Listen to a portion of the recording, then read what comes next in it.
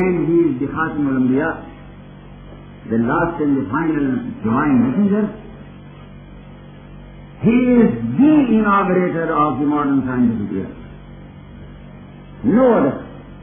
Absolutely no one else. This you can find when you read the Quran, this you can find when you read the Hadith, this you can find when you read Muslim history, and this you can find also when you read the history of modern science. There are histories by Briffault, Robert Briffault, history by Israel, history by several other scholars. I need to say the history of science, of modern science. And all these scholars are compelled, of course, very,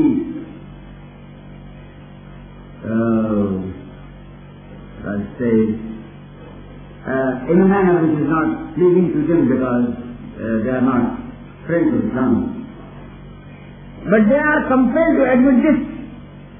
For instance, Briffault says in his book, The Making of Humanity, he says there that the pre-Islamic science was pre-scientific.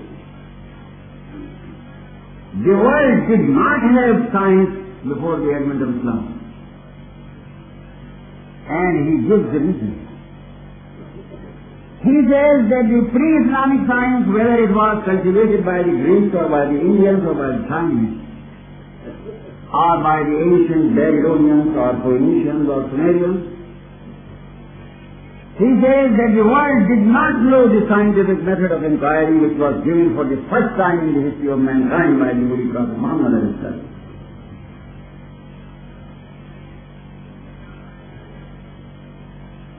The only method of knowledge that mankind knew before he meeting these great men as Aristotle and Socrates and Plato and all of them was the physical method.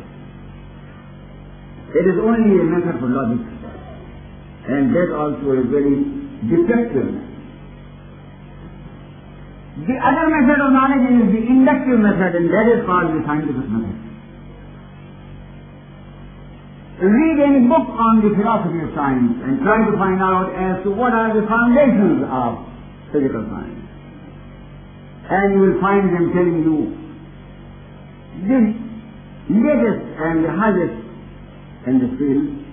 For instance, Whitehead asked him, what are the foundations? Or James Dean or Eddington or Einstein. They will say that the very starting point of science is, physical science is, a threefold belief. The threefold belief is unity of mankind, unity of knowledge, unity of nature. Nobody gave these principles except Muhammad alayhi salatu wasalam and except Islam. Read the history of mankind. Nobody gave them, nobody had this idea. It was he who gave this, then it was he who gave this inductive method. And what a beautiful thing. And how comprehensive. Read the Quran, you will find that 3/4 verses of the Quran are in connection with appeals to natural phenomena. Why? The Quran is the book of theology. The Quran is the book of religion. Why is it that 3/4 verses in the Quran deal with the natural phenomena? And everywhere we are told after these natural phenomena have been mentioned, إِنَّ فِي ذَلِكَ لَآيَاتٍ لِقَوْمٍ يَعْقِلُونَ. And this are the guideposts, are the guidelines for those who employ their intellect. إِنَّ فِي ذَلِكَ لَآيَاتٍ لِقَوْمٍ يَتَفَكَّرُونَ. In these natural phenomena are the guideposts to knowledge and to the unraveling of the mysteries of the universe and the consequent attainment of sovereignty and power and control over nature. In this are signs for those who devote their lives to understanding those laws that are there. You might think it is blasphemy on my part if I tell you, because the manner of thinking which has become that this is the orthodox Islamic way of thinking. The Holy Prophet ﷺ says, فضل العالم على العابد كفضلي على أدناكم. The superiority of a person who cultivates knowledge over a person who is all the time engaged in devotion. He says, the superiority of the cultivator of knowledge over the cultivator of devotional exercises is like my superiority over the meanest of these. What? His superiority over the meanest of Muslims? Can you gauge it? Can you measure it? Can't. It is infinite and limited. He was the man among all the founders of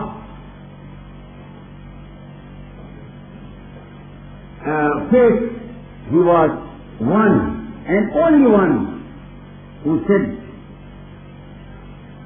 the ink of the scholar is holier than the blood of the martyr.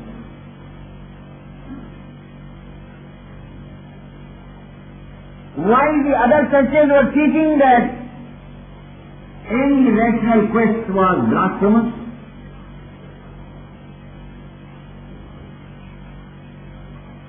he was teaching to the contrary. And he has taught to the contrary. Of course, Muslims have left him and have come to the other side and to the other camp. This is their deviation. But he was teaching what? He was teaching to his followers, al-hikmatu dallatul mu'min. Every piece of knowledge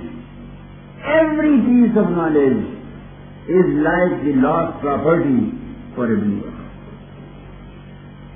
If we lose anything on the road and we go to pick up that thing, we will never ask anyone whether we should pick it up or not, because it belongs to us. It is our God love. It belongs to us. So he said that it is the birthright of the moment that he should possess every piece of knowledge conceivable.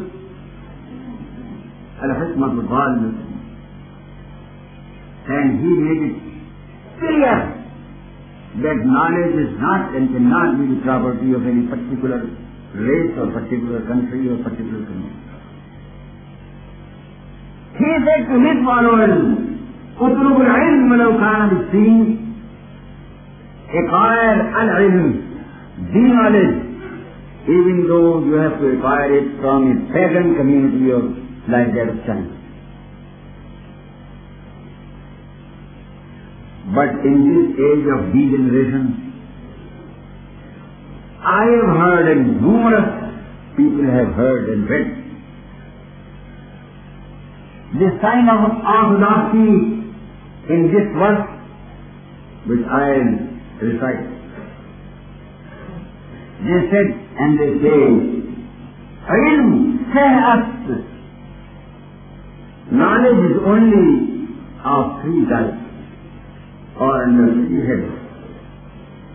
Fiqh, tafsir, hadith. The knowledge of fiqh,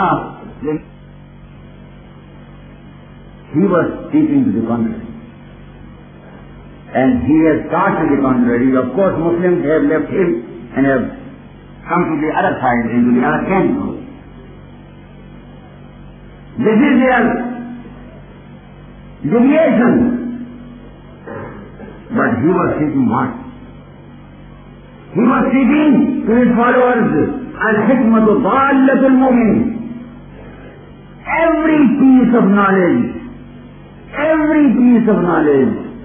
is like the lost property for a believer. If we